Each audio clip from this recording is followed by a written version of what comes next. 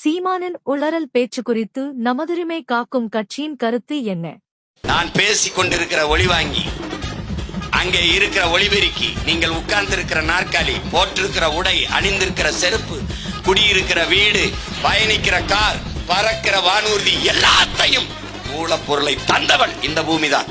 கழுத்திலே அணிந்திருக்கிற தங்கம், காதிலே போட்டிருக்கிற வைரத்தோடு மூக்குத்தி, இந்த பூமியிலே நீ பார்க்கிற எல்லாம் அவள் போட்ட பிச்சை, அவள் தந்த கொடை. இவ்வளவும் தந்த உன் தாய்க்கு நீ தந்தது நோயை தவிர வேற என்ன? ஒரே ஒரு தடவை நீ கேள்வி கேட்டு ஒரு கவிதையின் அன்பு தம்பி தங்கைகளே, ஆண்களும் தாயாக முடியும். என்ன செய்யணும்?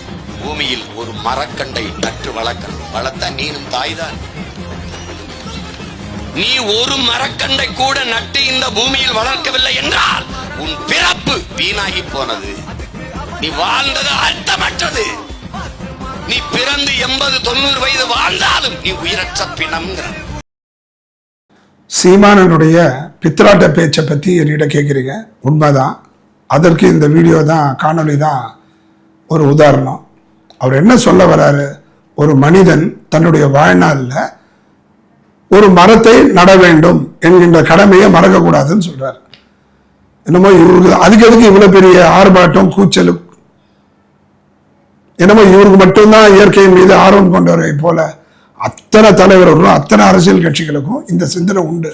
இவருக்கு மட்டுமே அந்த இயற்கையின் மீது ஆர்வம் கொண்டது போல ஒரு பிம்பத்தை உருவாக்குவதற்கு இந்த பித்தலாட்டம். இது ஒருபோதும் மக்களிடையே இனிமேல் எடுபடாது.